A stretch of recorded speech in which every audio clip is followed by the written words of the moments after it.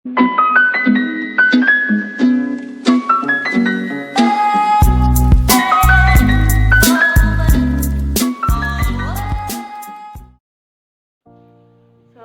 warahmatullahi wabarakatuh. Perkenalkan, nama saya Nadia Mimfas Afanian NPMS 1D018081. Pada kali ini saya akan menjelaskan tentang hasil penelitian saya yang berjudul Analisis Penggunaan Faktor Produksi Ubi Jalar di Desa Kampung Bogor, Kecamatan Kepayang, Kabupaten Kepayang, Provinsi Bogor. Oke, pada slide pertama ini saya akan menjelaskan tentang latar belakang dari penelitian yang saya ambil.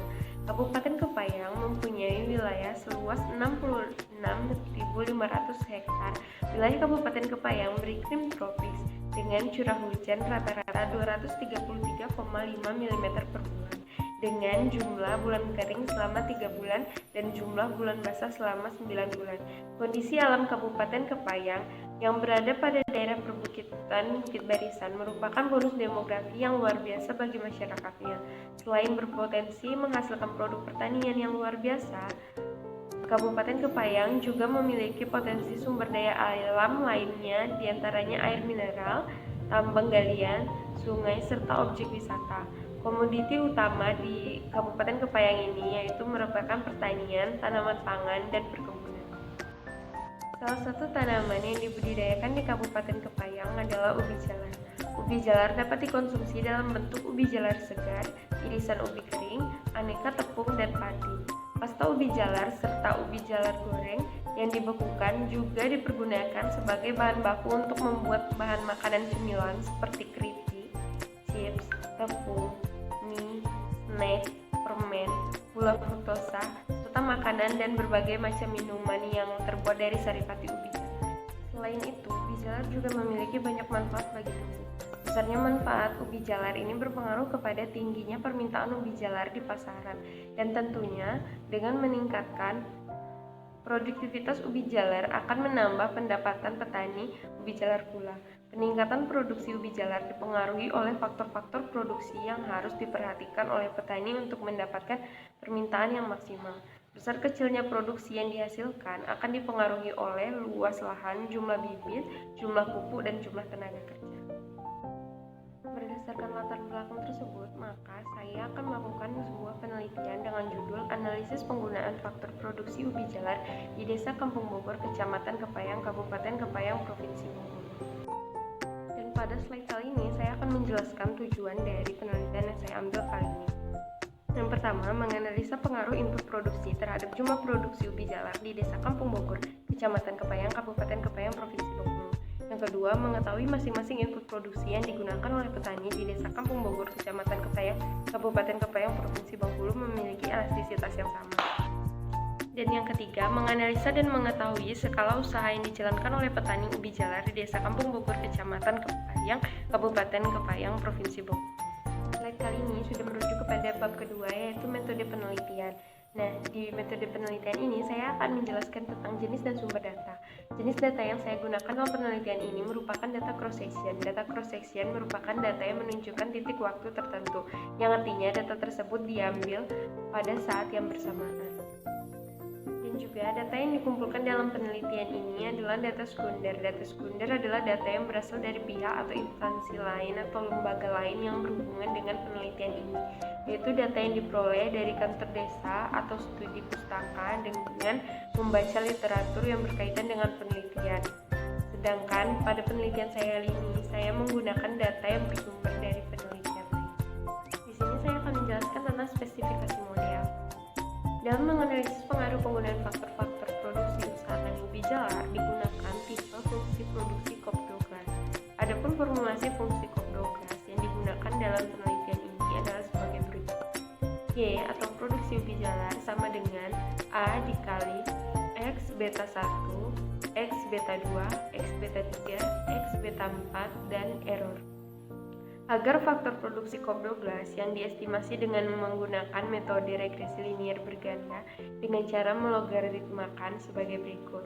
ln Y sama dengan ln A ditambah beta 1 ln X1 ditambah beta 2 ln X2 ditambah beta 3 ln X3 ditambah beta 4 ln X4 ditambah U ln Y di mana Y adalah produksi ubi jalar, X1 adalah luas lahan, X2 adalah jumlah bibit, X3 adalah jumlah pupuk, X4 jumlah tenaga kerja, A yaitu intercept, dan E error.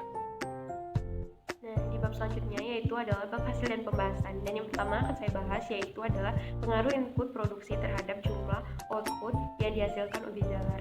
Nah, di sini sudah saya tampilkan yaitu tabel 3.1 tentang hubungan variabel independen dan variabel dependen.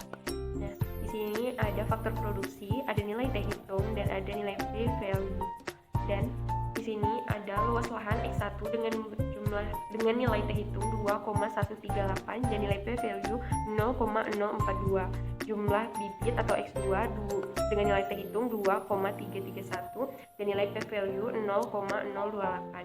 Dengan jumlah pupuk atau X3 nilai T hitungnya 2,622 dengan nilai P value 0,015.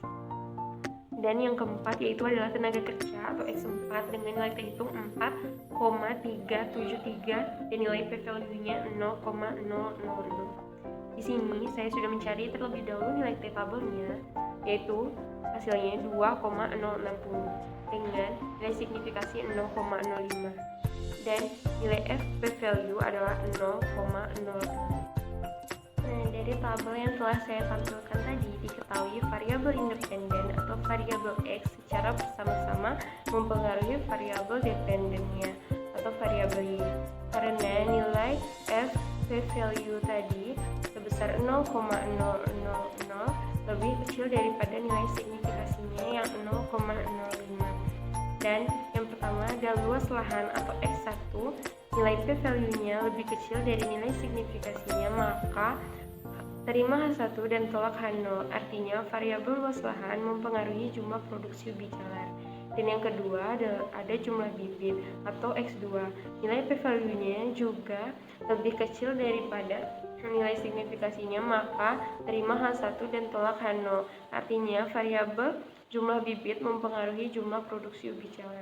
Dan yang ketiga ada jumlah pupuk atau X3, nilai P value-nya juga lebih kecil daripada nilai A, maka terima H1 dan tolak H0, yang artinya juga sama, variabel jumlah pupuk juga mempengaruhi produksi ubi jalar. Dan yang keempat atau yang terakhir, variabel tenaga kerja atau X4, nilai P value lebih kecil daripada nilai signifikasinya, maka terima H1 dan tolak H0, artinya jumlah tenaga kerja juga mempengaruhi jumlah produksi ubi jalar. Dari hasil tadi, luas lahan X1, jumlah bibit X2, jumlah pupuk X3, dan jumlah tenaga kerja X4 berpengaruh nyata terhadap produksi usaha tani ubi jalar. Hasil untuk masing-masing variabel bebas adalah sebagai berikut.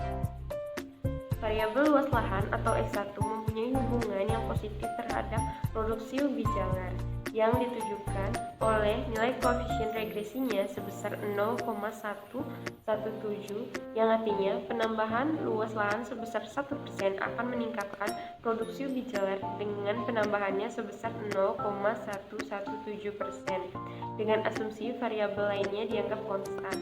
Dari hasil uji P value yang dilakukan, variabel luas lahan berpengaruh nyata terhadap peningkatan produksi yang ditujukan oleh nilai P value yang lebih kecil daripada nilai A atau 0,042 lebih kecil daripada 0,05.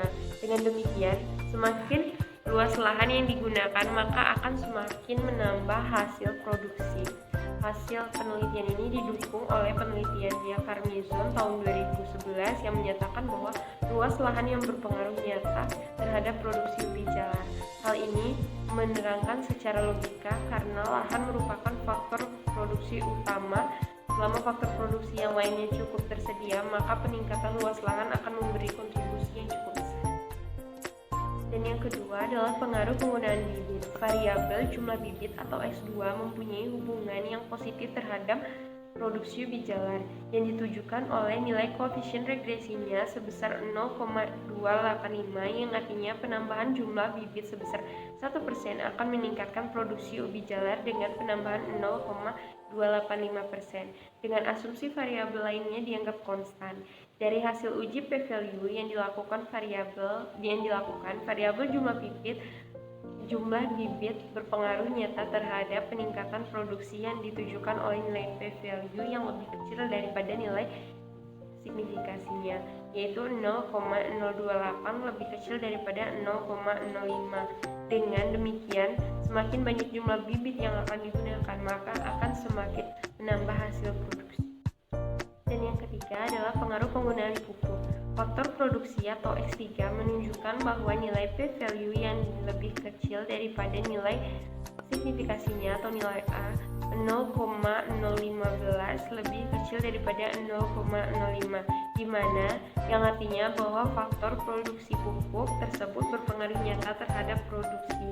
Nilai parameter dugaan yang bernilai positif yakni 0,429. Hal ini berarti untuk penambahan 1% faktor produksi pupuk, maka akan menambah produksi ubi jalar sebesar 0,429%. Dengan demikian, berpengaruhnya jumlah pupuk yang digunakan akan berpengaruh terhadap jumlah produksi. Ini disebabkan oleh ketepatan jenis pupuk dan dosis yang digunakan oleh petani ubi jalar. Dan yang keempat, pengaruh penggunaan tenaga kerja. Hasil pendugaan fungsi produksi yang diturunkan dari fungsi produksi Kopdoglas menunjukkan bahwa curahan tenaga kerja atau X4 memberikan pengaruh nyata.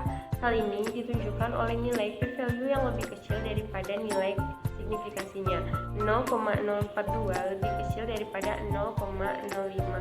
Nilai koefisien regresi yang bernilai positif yaitu 0,393, artinya setiap penambahan 1% tenaga kerja akan menyebabkan penambahan produksi sebesar 0,393%. Pengaruh nyata faktor produksi tenaga kerja disebabkan oleh optimalnya produktivitas tenaga kerja terhadap lahan yang diolah.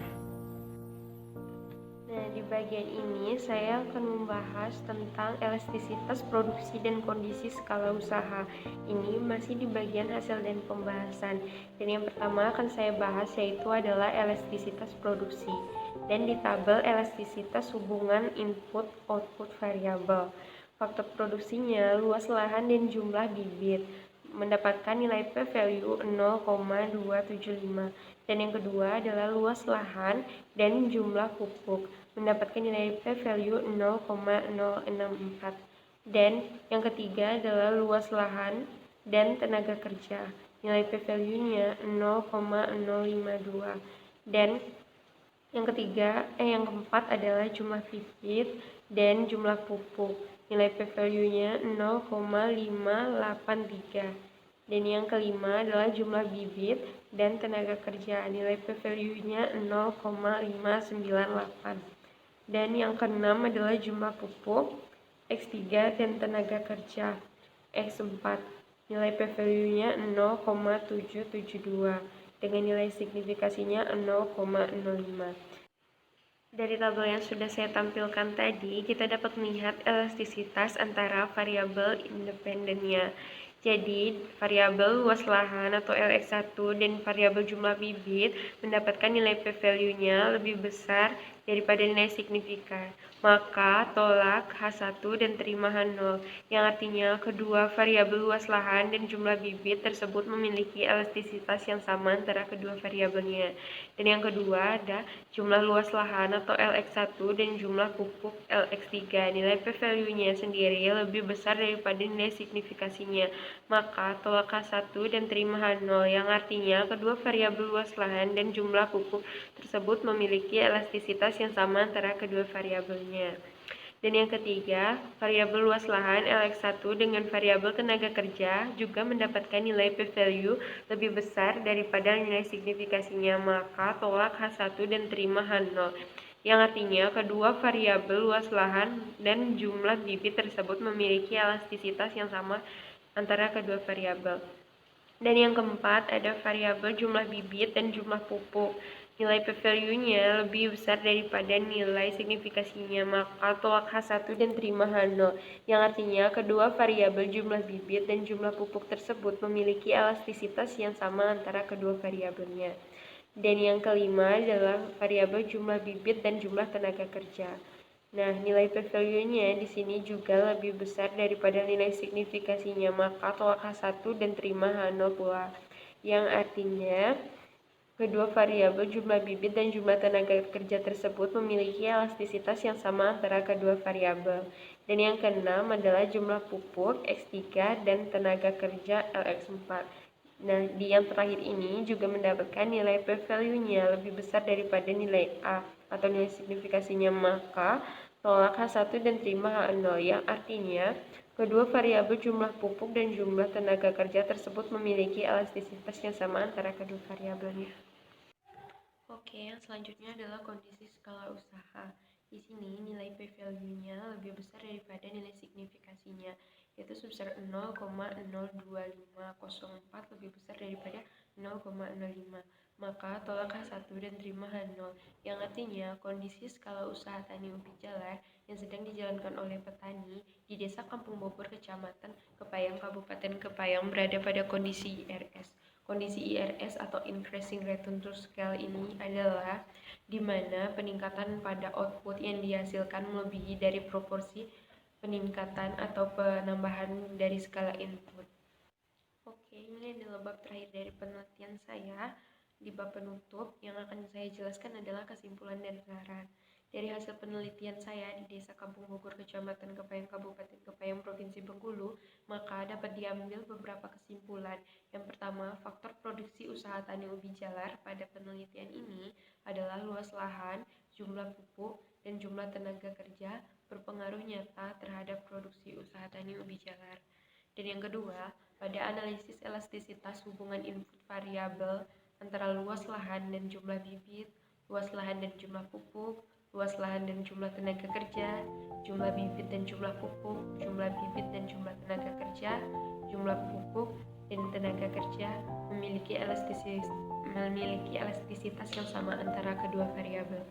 Dan yang ketiga adalah skala usaha tani ubi jalar di Desa Kampung Bogor, Kecamatan Kepayang, Kabupaten Kepayang berada pada kondisi IRS atau Increasing Return to Scale.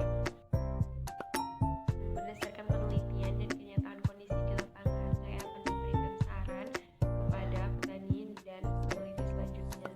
Petani menambahkan input produksi yang mereka miliki dengan menambahkan input produksi seperti luas lahan, jumlah bibit, jumlah tenaga kerja, dan jumlah pupuk, mereka akan mendapatkan output yang lebih besar. Dan peneliti selanjutnya harus berhati-hati dalam menyiapkan data yang akan dianalisis, karena jika terjadi kesalahan pada data akan terjadi penyimpangan yang akan mempengaruhi hasil analisis.